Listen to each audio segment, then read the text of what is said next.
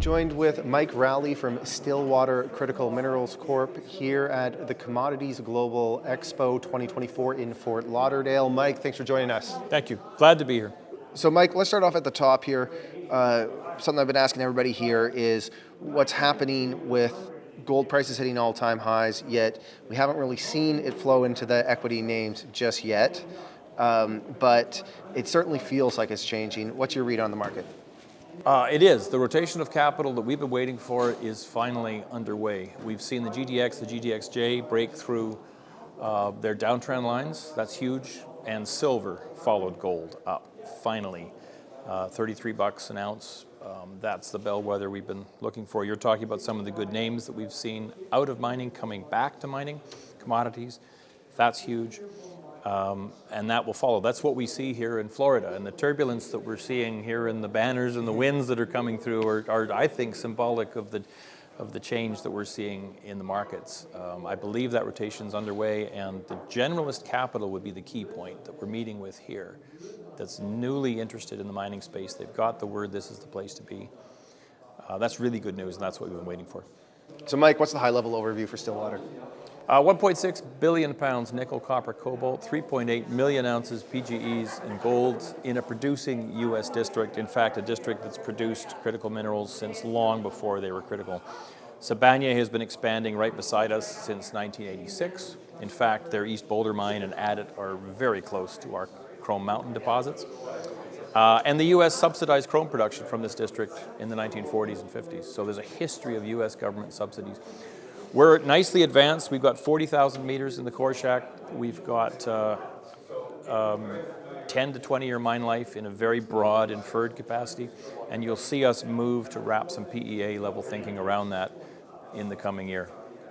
So what do your current exploration plans look like? Well, we've just put out the results of our airborne survey and the updated model. That was just last Wednesday. And that's a thing of beauty. This is Ivanhoe level modeling across that 10-kilometer core of the project. So we now have mineral continuity across the deposit area. Obviously, our neighbor's deposit runs 28 miles right through that 10-kilometer corridor. So it's not really rocket science what we're doing, but we've now demonstrated it in our model. Our our vice president of exploration was Ivanhoe's chief geologist on the Platreef project. So that's why we're getting that Ivanhoe level of modeling here and quality. We're glad to finally show that off.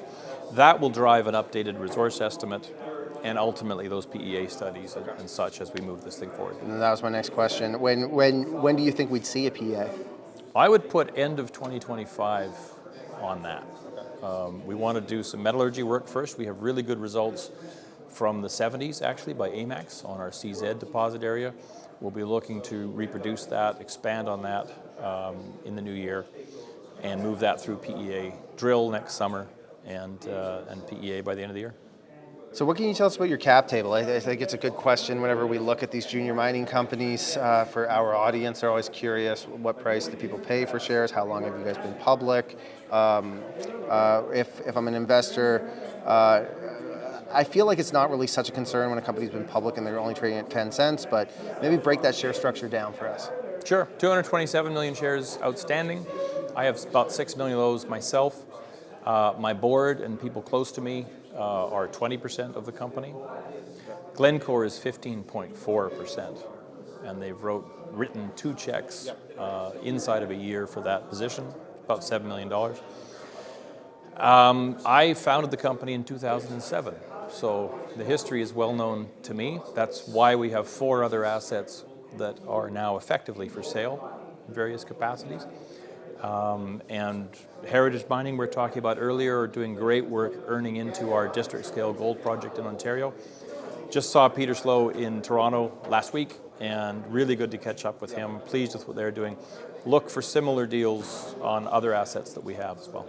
Okay, so Glencore, pretty big investor to have involved. And board member. Yeah, how actively involved are they? They're on the technical committee. We meet every quarter, and I often talk to Bradley Adamson, the director, board member, as well between those meetings.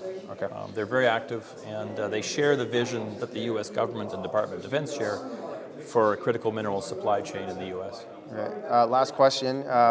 If I'm an investor or I have you guys on my watch list, what am I looking out for over the near term? Shortly, drill results, rhodium in drill results.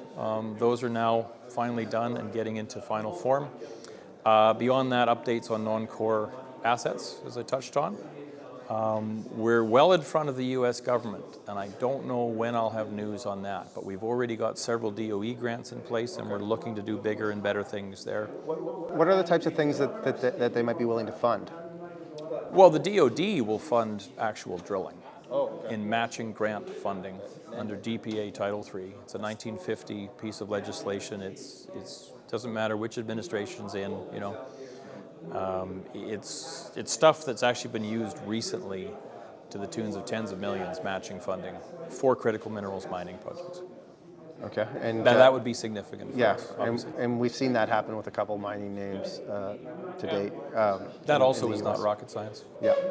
All right, well, Mike, thanks for hopping on here and dealing with the wind in our sails, as you put it. I like that better than turbulence. The turbulence is behind us. Yeah, the turbulence is literally behind us here, and I appreciate your patience, but that's part of doing this conference at Fort Lauderdale.